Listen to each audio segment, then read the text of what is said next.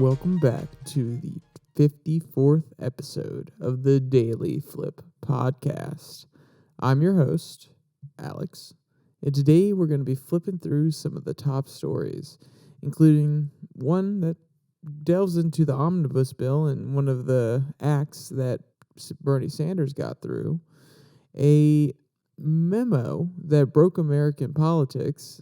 I think that's a pretty interesting one. And yes, I did bury it in the middle because I think it's the most intriguing one, and I want you guys to listen just a tad bit longer. And the last one talks about the massive water battery that has been finished in Switzerland.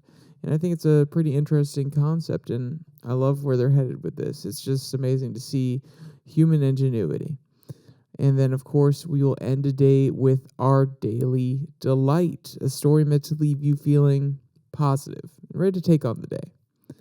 Now, that's enough rambling from me. Let's jump into our daily debate. Should private and public companies be able to lobby politicians as much as they do in Washington? Should we be forcing them to get their money out of Washington? You know, it sounds like a pretty easy question to me, but an argument could be made that companies deserve a voice in the operation of the country and regulations that they are going to have to face. And, you know, I think it was pretty clever if they want to come up with a tagline. They could say, no regulation without representation. And, you know, these kind of things are questions that need to be asked when we look at our political system currently. And we say, are the people having proper representation in Washington? Is their voice being properly heard? Or is it coming through a filter of big business money and, oh, well, if your ideas, if what the populace wants aligns with what the businesses wants, then we can actually go forward on it, rather than trying to make sure that the constituents' needs and wants are met first, considering they have the most direct voting power. So I'll rephrase it and sum it up here. Should these companies be able to wield such power? And if not, what is a solution that you see to limit their influence? If you have an opinion, throw it down in the comment section. I'd love to hear it. I know there's been legislation proposed by Ted Cruz and AOC. So there are solutions out there, and let's be clear, it's going to be hard to get the normal ones through when most of the people that would have to back the legislation are the ones getting the money from these companies. But maybe you have a more creative solution, and I'd love to hear it.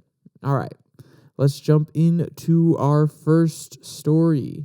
This one comes from Truth Out. Sanders' bill to expand workplace democracy passes Senate in Omnibus. See, this is a nice non-clickbaity title. It just gets almost straight to the workplace. It has its biases, because if a conservative outlet was saying this, they would say Sanders' bill to restrict employers passes Senate in the Omnibus bill. So, you know, of course there's the bias there, but it's a pretty straightforward headline. It's nice to see those rather than the clickbaity ones.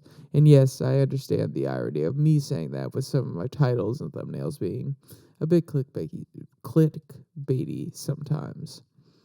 So for 13 years, Senator Sanders has been pushing for this particular piece of legislation. The W.O.R.K Act, Worker Ownership, Readiness, and Knowledge, is meant to allow workers to be more informed, to give them the resources in order to organize companies in a way that benefits them, that these companies are worker-led, essentially. And it's one thing that he's been working on, like I said, for 13 years, and he also implemented a small thing that's similar to it in his home state of Vermont. I'll actually go to the quote here. Quote, modeled on the success of employee ownership centers in Ohio and Vermont, Sanders' Worker Ownership Readiness and Knowledge, W.O.R.K Act, authorizes a $50 million grant program to help create and expand employee ownership centers around the country. As Sanders' office explained, these centers provide workers with the tools they need to own their own business through employee stock option plans or eligible worker-owned cooperatives. This act will authorize the U.S. Department of Labor to provide education and outreach, training, and technical support for local and state programs dedicated to the promotion of employee ownership and participation. End quote. So as a business major, this most definitely is a subject that has piqued my interest when stepping back and looking at what's being proposed here and seeing there's also a move beyond this bill. There's a want, a need socially for a lot of millennials and some early Gen Zers who say, no, I actually want a stake in the company I'm working in, not just stock options. I want to have a stake, a say in how the company operates. So this has been part of the broader society and culture for a little bit now, and it had piqued my interest. And the premise, of course, sounds nice. Companies buying for the people, essentially. But I don't know how practical and, more importantly, how successful these companies would be at the end of the day. Though this is exactly why Sanders wants to help fund these education programs. This is to help people like me who may be stubborn in their ways, people who don't necessarily know as much about these programs and the benefits that they bring, and educate us, basically. And speaking of the benefits of self-ownership, quote, research has shown that worker or owners led groups to higher wages, better benefits, and more secure retirement, and reduce gender and racial wealth disparities. In addition, employee-owned enterprises see lower turnover and increased output. Sanders' office attributes these positive effects to improving employee morale, dedication, creativity, and productivity as workers share in profits and have more control over their own lives. Other studies have shown that worker-owned companies in the U.S. are more or less likely to outsource jobs and more likely to experience stronger profits and shareholder returns. According to one recent analysis, scaling up employee ownership could quadruple the share of wealth held by the bottom 50% of the U.S. households. End quote. And this does sound great, and there are certain business premises, or at least in discussions we've had during class, that really do elaborate on this and really reinforce it, which is the main one I think of is it increases productivity and it increases the overall shareholder profit or shareholder returns. Because if the people working at that company, if they are shareholders, if they own stock, then they want their stock to be valuable at the end of the day. They want to be able to retire and sell their shares and live off that money. So, of course, if they're offered stock options, then yes, they're going to take them and they're going to work hard to make sure that those stock options are valuable and that the company doesn't collapse. And at the end of the day, if you feel like you have more control over your company, if you have more control over the way it's operated, if you're more dedicated because of that, then of course your morale is going to be higher, or at least in theory alone. But there are many counterpoints, or there's at least two main counterpoints that really came to mind when I was reading through this and sitting down and thinking about it. One, with decentralized control of a company, it can become extremely hard to pivot and deal with quickly changing conditions, or in the case of an emergency, it can be extremely hard to adequately handle that situation when you have to consult with multiple different people. Now, this could technically be remedied. You could have a CEO, even though that defeats the purpose. But if you wanted to have a hybrid system where it's still worker-owned, but you have a CEO or an operational manager on the floor who is selected by everybody in the company, and at any point those people could vote them out, a vote of no confidence, essentially, then Yes, I think that's a way to do it. Then again, it does the company's still worker owned, but it kind of defeats the purpose of having a company run only by the employees rather than having a centralized head figure who has the vision and a unified way of thinking rather than having to constantly consult 10 different people before you make any type of decision. And that's what both of my points kind of circle around, which is this decentralized way of operating a business. It sounds amazing. At the end of the day, if you're a worker in that company or you want to be a worker at that company, you're probably thinking to yourself, yeah, this sounds great. I don't have many higher ups that I have to report to. All I'm liable to is myself and my fellow owners in the company. That does sound great. But at the end of the day, it can cause, which is my second point here, it can cause a lack of vision. If you have one person at the helm with a strategic vision, then they can guide the entire company. They can implement the values they want in their employees. They can change the company culture. Even though it is hard, they can try to change the company culture in a certain direction. When you have 10 different drivers trying to drive the car, you're likely to crash. If you have 10 different people with different value systems and they're all trying to work together, and there's not one person dictating what the values of the company are, there's going to be a lot of clashes there.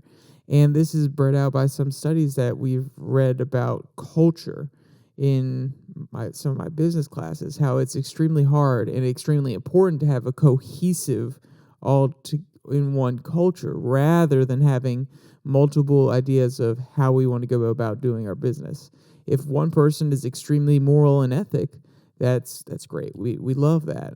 But if there's another person who is amoral, has very little concern for ethics, and they're both in the same pool of people, I mean, theoretically, they'll balance themselves out, but at the end of the day, they're going to cause clashes.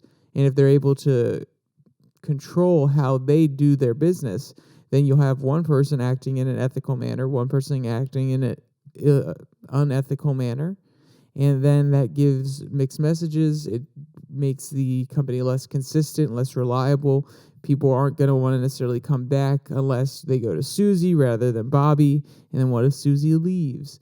So this idea of having a decentralized way of controlling a company and having the power in the hands of the people, it, like I said, it sounds great.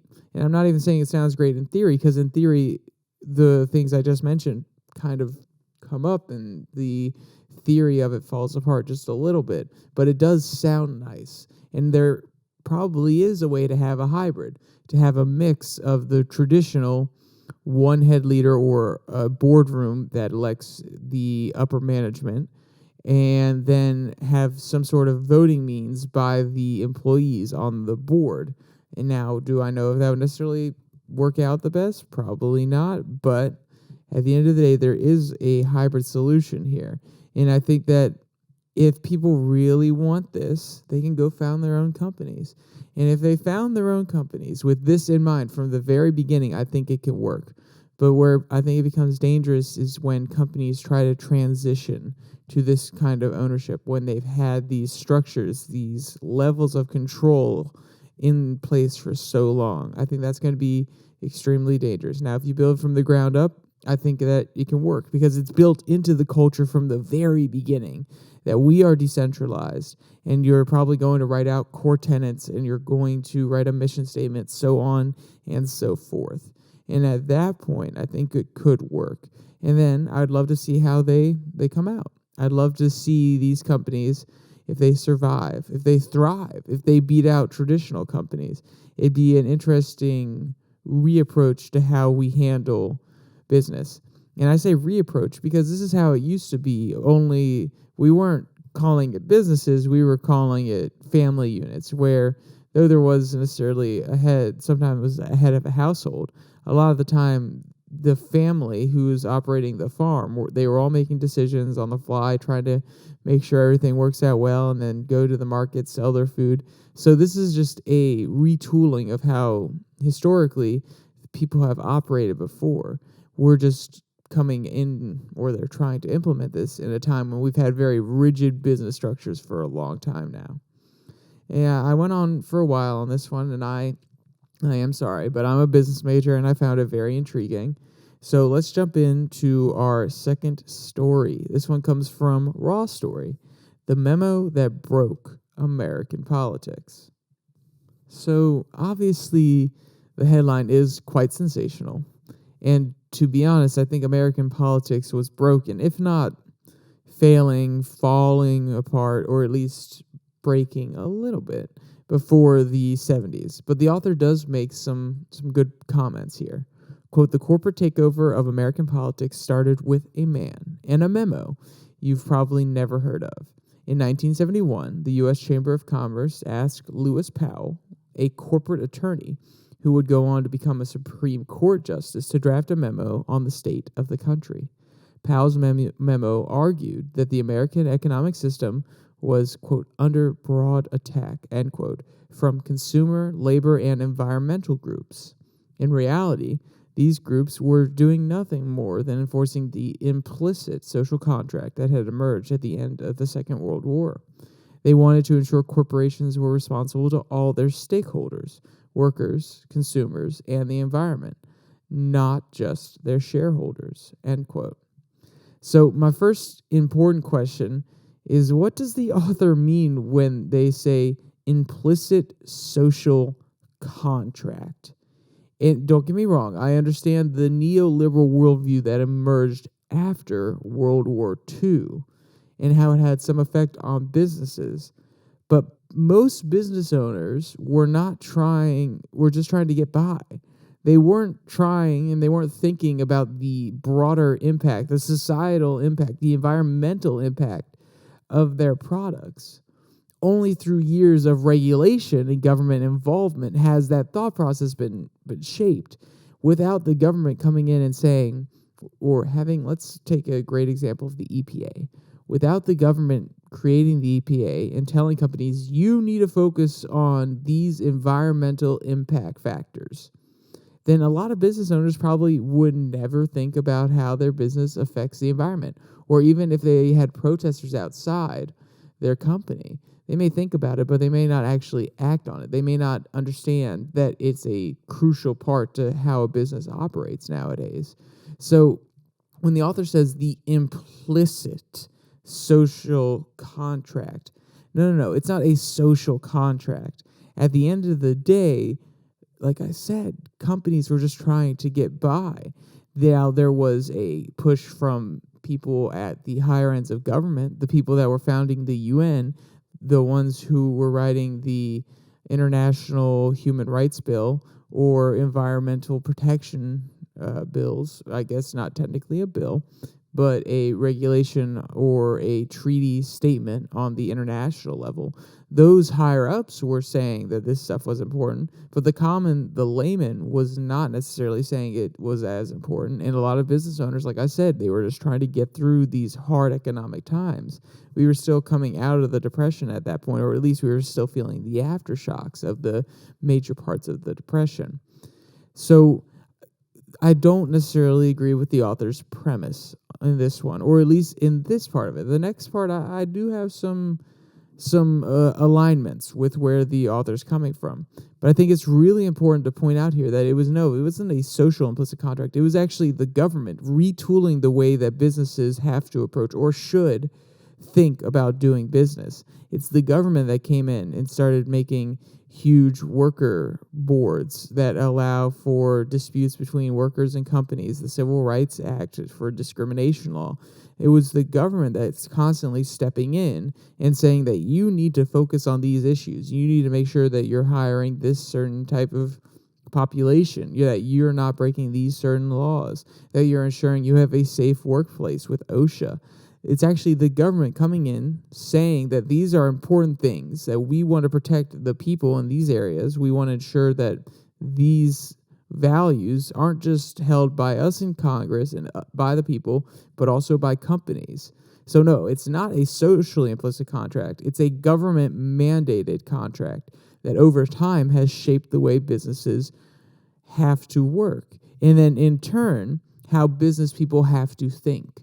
Nowadays, you go through school, and there is no way that you're not reading a chapter about protecting the environment, that you're not reading a chapter about protecting your workers, or going through and learning about the laws behind it, the regulation, the administrative agencies that are actually used to enforce these regulations. And I'm not saying it's a bad thing. I'm just saying that at the end of the day, you can't say it's a socially committed contract. You can't say it's a social contract, because even if the people want it, if the people want it, then maybe you could say that. But it would have to stay completely in the realm of protests, people speaking out against these companies, not buying their products. That would be it would be a purely social contract between the society and the businesses. It is not. Maybe it is the government listening to their people and then enforcing regulation, but that's still the government involved. But I think more honestly, there are some very loud advocates, and there are some NGOs growing at the time that had outsized sway in the government, and they wanted their belief system, they wanted their thoughts to be implemented, their rules to be forced upon certain businesses. And let's be clear, I think a lot of these regulations are good, but that is also because I grew up in a time when these are standard place. I went to business school in a time when they are not just temporary measures, they are in place. They've been in place for a long time, and people in the business world have had to adjust their way of thinking. So, of course, I don't necessarily think they're as bad. If I was a person from the 1940s, they may say, look at the government infringing the rights of businesses so much. This is unacceptable. So I just think it's an interesting point to highlight, and I want to make sure that when you read something like that, really start to analyze the words that they use and when they use them, how any author uses them, because some phrases, some words imply a lot more than they appear to superficially. All right, so the next quote. In his memo, Powell urged businesses to mobilize for political combat and stressed the critical ingredients for success were joint organization and funding. The chamber distributed the memo to leading CEOs, large businesses, and trade associations, hoping to persuade them that big business could dominate American politics in ways not seen since the Gilded Age. It worked. The chamber's call for business crusade birthed a new corporate political industry practically overnight. Tens of thousands of corporate lobbyists and political operatives descended to Washington and state capitals across the country. End quote. And this is where the author and I agree most, that the lobbying industry has outsized control over the legislator on the federal level, and as well as in states. And, they really get to control which bills or which legislation get to see the light of day in this country. And to be blunt and a bit sensational, we have practically legalized corruption. We allow corporations to pay for massive fundraiser events for politicians to give them not necessarily gifts, because that is illegal, but to give them roundabout speaking tours, the option to come speak at their business, at a college that they attended, and business opportunities. So we've basically said, okay, well, we don't want corruption in the under the table kind of sense. So we'll just make it public corruption. We'll just make it legal to do so. And you have to disclose all this. You have to disclose where the money comes from. But since we're telling everybody how we're paying people off, then it's okay. But, the winds are changing. And there are many more pro-antitrust legislators that have made it into office. So over time, we'll be able to see if they can actually do anything to change how Washington operates. And of course, if you know me, you know that I think it's going to be hard. I don't necessarily know if we're going to see any change. But there is a glimmer of hope here. When you have bipartisan support on certain antitrust bills, from Elizabeth Warren to Ted Cruz, then there is a little bit of hope in my jaded heart that we can affect change, that there is a populist sentiment, that people understand the power of these companies and that the legislator isn't taking it as a joke. They're taking this issue seriously.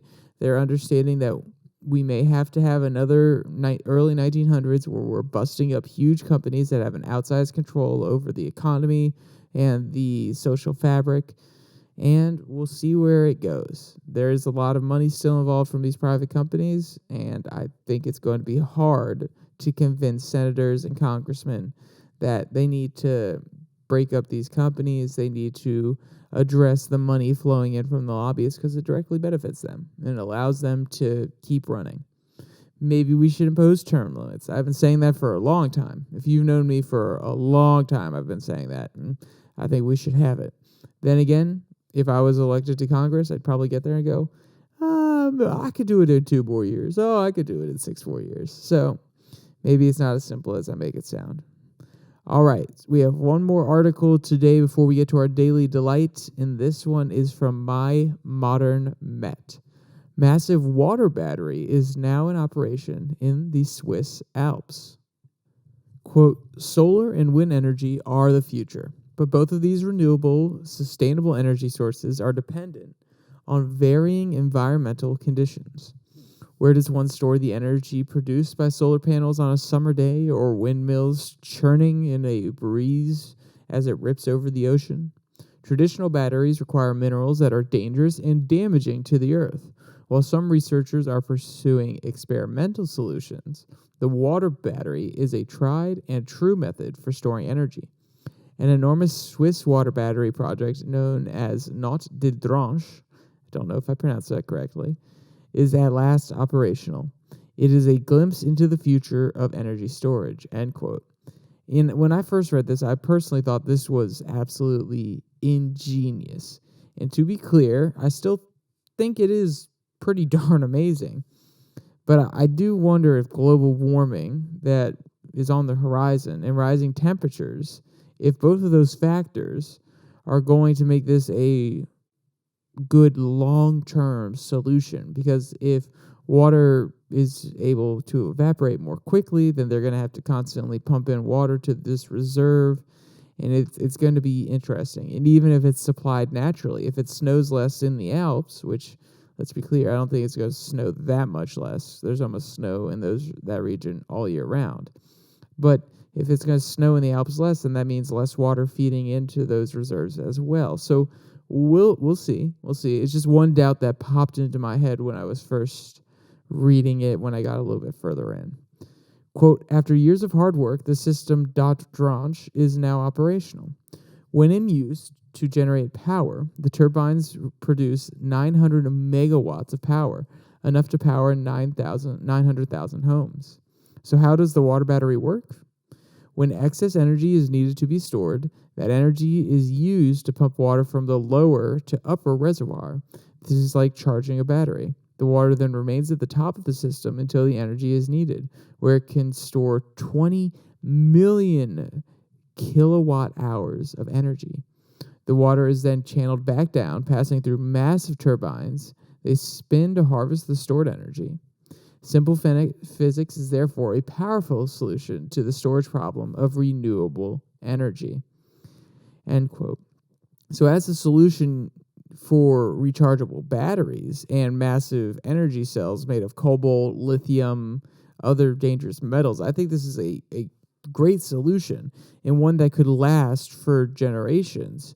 And it could really cut down on mineral waste and the amount of people needed to mine those minerals in the deep jungles of the Congo, where millions upon millions of people are being exploited to mine different minerals that we use and trivially here in the United States and in the Western world. So I think that this is a step, and it could be a solution to hold us over until we have a better understanding of fuel cells and we have better technology that allows us to reuse some of the old metals that we are already using in all of our products. And, not to mention, this is extremely elegant. It is an extremely Swiss way to go about solving this issue of having energy storage issues. And I found it, really, really cool, really amazing. Like I said, elegant. ingenious. And the only thing I have to say before we jump into our daily delight is, of course, it was the Swiss that did it. We could learn a lot from the Swiss. All right, let's jump into our daily delight. Deaf white cat enjoys riding around London on bicycle. So I imagine that if you're living in a big city like London, it would actually be a blessing to be deaf in that you can't hear all the crazy noise going on around you. And to be clear, it is different for a cat that's looked after by people rather than a person. I would not wish deafness, blindness, muteness, anything like that on anybody. But for this cat, it makes life a little bit easier.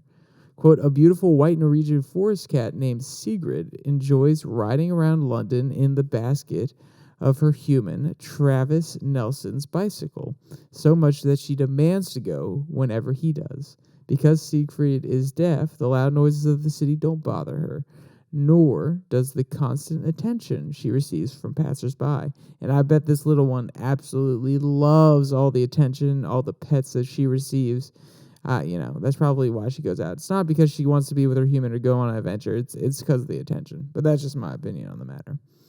The pair have logged long distances so far. Nothing really shocks her or surprises her. We've been basically all over London. We're up to 700 miles total for her career of riding, end quote. And she's a cute little one. And yeah, lucky to get out there and not have to be locked in the house all the time. So if you want to see any of the cute videos or photos or read any of today's articles, they will be linked in the description below that like and subscribe button. And down there also is the Twitter handle at your Daily Flip. Try to put something up there every once in a while. Links to the podcast on Monday, Wednesday, and Friday go live.